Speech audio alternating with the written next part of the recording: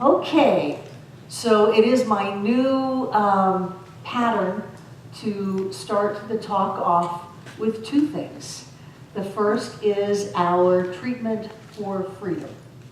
I invite you to join with me in saying this. I speak my word for myself, my center, and all its members and friends. I know love as the only reality. I am created out of love. Love is what I am. I know this love as absolute freedom in every area of my life, the life of my center, and all who call it home. I know our center's mortgages are paid in full, and I claim for all of us financial freedom and all debts paid and cleared. I release any sense of struggle or wrongdoing. I live in an abundant universe where there is more than enough for all. We experience freedom in every moment by always having more than enough money, vibrant health, and loving relationships. We are who we have come here to be. With hearts open wide, we see the world through the eyes of love. We are blessed, we are rich, and we are free. And so it is. And then one of our tools that we are using are the points of power that came to us through Tali Burkan. I always pay attention. I always tell the truth and tell it quickly. I always ask for what I want when I want it. I always take total responsibility for my experience. I always keep my agreements.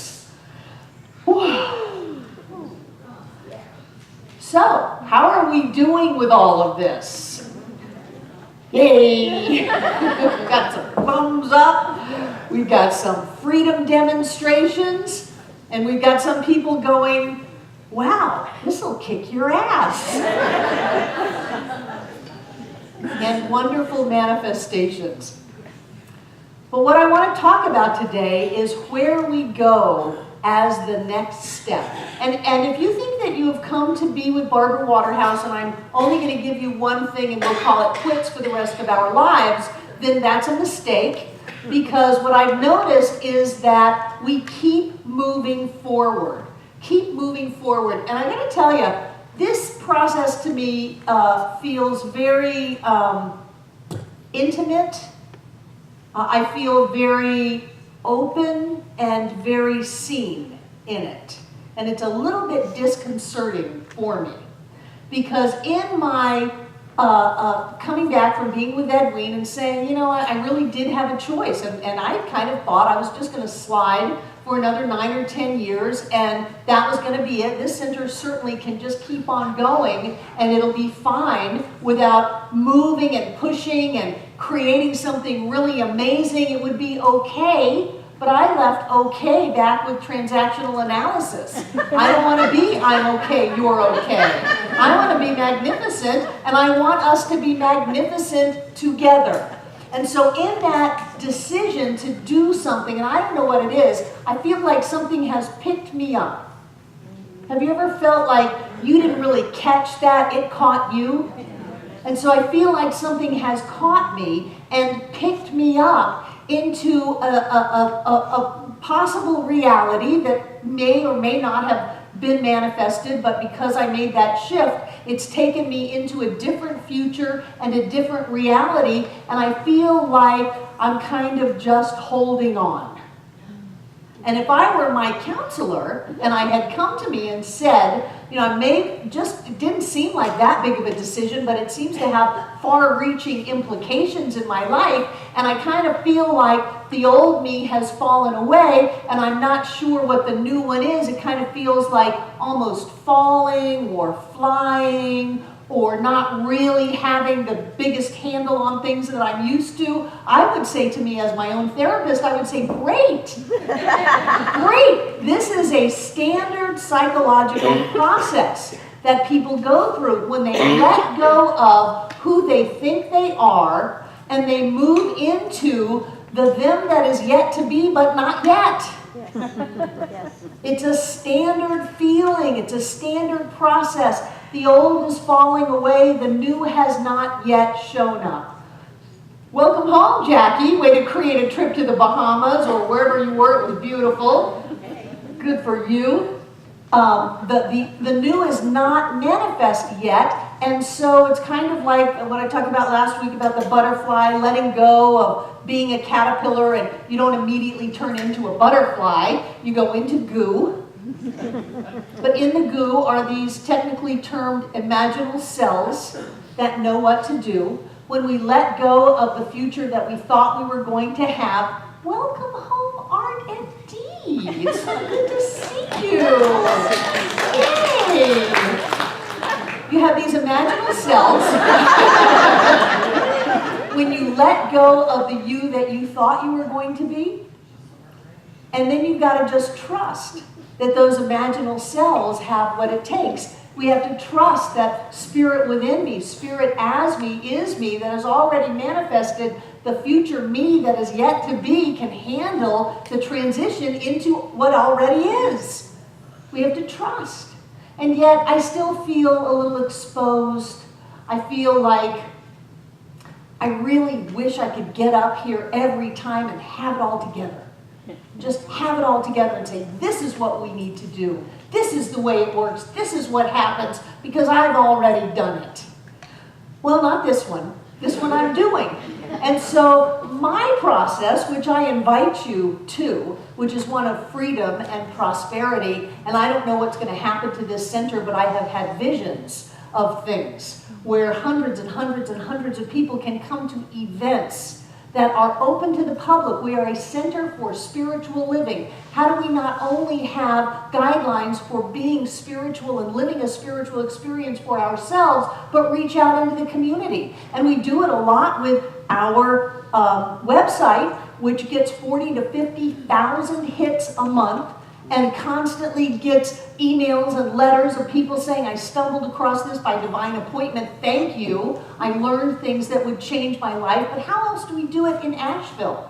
How do we do it for family, for friends, for things that say, this is a place where I can go and really get something that is amazing without having to drive far away and buy a ticket for hundreds of dollars. I can be a part of something that will wake me up. That's what I want to do. And I don't know how that's going to work or how that's going to look, but I know that this is the process for letting go of the Center for Spiritual Living that could have been, with Barbara sliding into retirement, and moving into the Center for Spiritual Living that is yet to be, and trusting that whatever we need is here, and it will carry us through.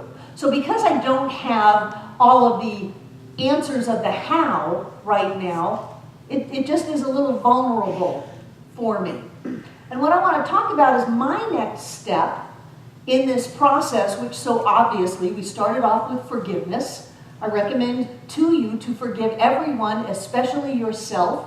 When Janine forgave herself, she said yes to selling her house, and it happened so quickly that now she's not sure what she's going to do. But that's how quickly we can demonstrate freedom in our lives, by moving into forgiveness. And any of you who are worried about her, whatever we uncreate, we can create something new. We are the ones creating our reality every second, every minute of the day, and whatever's going on inside of us is going to manifest on the outside in perfect concert and harmony and joy. So Janine is going to have whatever she needs, when she needs it, and live a wonderful life, because that's what's going on inside of her. So when we forgive ourselves and everyone else, it takes us into a different state. We release a lot of energy that we've been carrying on.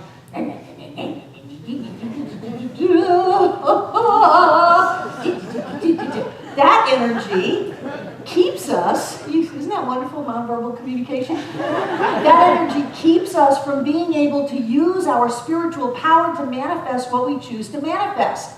So we cleared that up, and then I thought, well, what do we want to use this energy for? Let's get everybody out of debt. Let's just do that, the same way we do a parking space. The same way that we heal something that might be, it might not be, we just heal it.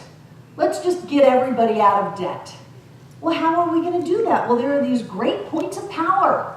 I always pay attention. I always tell the truth and tell it quickly. Boy, that is a mind opener. I always ask for what I want when I want it. Oh, I always take total responsibility for my experience, right? What is the last one? And I always keep my agreements. I always keep my agreements. So those have been running through my head. And I realized that what trips me up is the path to gratitude. Because what I want to do is live in gratitude. I want to be grateful. I want to free up that energy of joy and peace and love that gratitude brings me.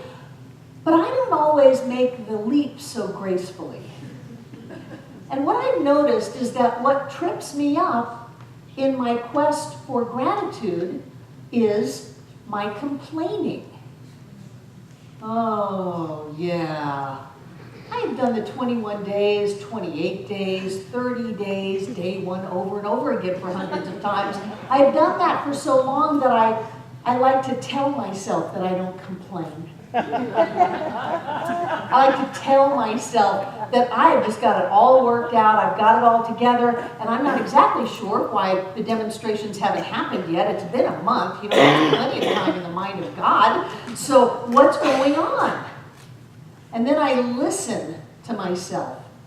And what I've noticed is that when we do forgiveness work, and when we set spiritual law in motion, and when we begin to live by these points of power, we are wielding more creative force than we used to when we were simply unconscious. And so when I complain, it manifests very quickly. And in hindsight, Tuesday afternoon, as I was sitting by the side of the road watching a tow truck take my car away, and I was missing my 7-year-old grandson's award ceremony at school, I said, what just happened? I take 100% responsibility for my experience. And I went back through the day. The air conditioners upstairs were broken all week. And so I was hot. That's a good excuse, isn't it, for screwing everything up? I was hot. It wasn't my fault. It was that the air conditioners were broken. Now, I grew up in Miami, and frankly, I like being at the beach. I like it when it's 90 degrees, so what's up with it's hot? That's not reasonable. Well, I was sitting at my computer, and something happened to that computer. I don't like that computer anyway, because I have not forgiven the person who broke in here and took my computer, and I haven't forgiven myself for thinking inside of my own head that Sunday afternoon, take your computer home. It was as clear as day. John had the same thought. We both said, no, we don't want to be bothered. That was the last time we saw our computers. So I haven't forgiven that. And as I'm working with this computer, it does weird things on my screen. And let's say I'm trying to write out a check. There is no save and close button or save and new button because it's out of my screen. And I know there's got to be a simple way to fix this, but I can't seem to do it. And so I'm complaining about this computer. I'm complaining about the way it doesn't work. I have work to do. I have things to do, and I can't find my button. This is all messed up. Really? Talk about this being a first world problem. The button on my QuickBooks doesn't show up. So I took that energy, I got in the car and went flying down the road to go to my first grade grandson's award ceremony, where he did get the award for math genius and outstanding student. And I thought the vehicles in front of me were awfully stinky because I could smell that exhaust, and so I rolled down all my windows to let it go, not paying attention, until my power steering went out, and I pulled off the road and couldn't drive my car anymore, and couldn't go to the award ceremony. Now, I take 100% responsibility for that experience. Well, it was the belt, it was the bearings, it was blah, blah, blah. No, it was me. It was me not paying attention to what was coming out of my mouth, coming out of my thought, not doing my spiritual work to get in alignment. I have a computer. It's wonderful. I love having a computer. I love my life. I love having the means to have what I want in my experience. I love that. But did I go there? No. I trashed it with complaining. And I tell you, the clearer that we are, the faster complaining manifests. So I want to go to gratitude.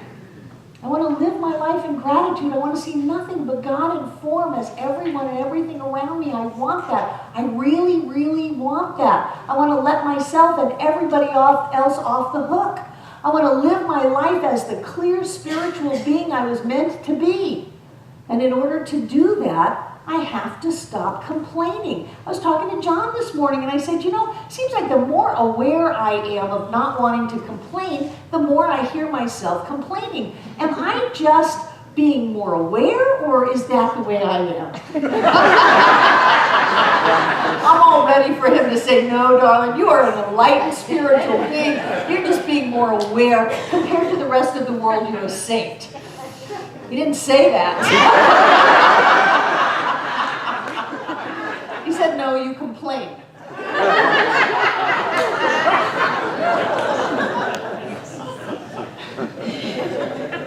It's like going to the chiropractor. I picked up going to the chiropractor again as of a couple of weeks, and the chiropractor would like to see me every day, but we've settled on twice a week because I have let things get out of alignment for so long that to bring them back into alignment is going to take some time and some effort. And I think that that's a good analogy for our spiritual practice, that when we let things get out of alignment for any period of time, it's going to take some effort and some time to bring them back in. So I want you to know that my commitment is to go, yet again, 21 days without complaining, because I want to live in gratitude. And if I hear a complaint come out of my mouth, I immediately now flip it to my gratitude. It's not that this person didn't do that for me. It's I'm so grateful that I have people around that are willing to support me. It's not that this didn't look the way that I wanted. It's that I'm so grateful that I have this and have an opportunity to have my life be the way that I want it. As I flip things into gratitude, I get to use the amazing power that each of us has to be able to create my life. I feel like my future has taken off and I need to be in alignment to stay with it, to go where I want to go. And I just offer this to you that perhaps the same is happening to you. That there is a future that is happening within you. There is a health and a wholeness and a joy and a prosperity and a love and a happiness that is already happening. And to stay there in that life, we need to forgive. We need to set spiritual law in motion. We need to live by these points of power. We need to stop complaining and start living all the time in gratitude. And as we do that, what I know is that miracles happen. And I invite you to join with me. And so it is.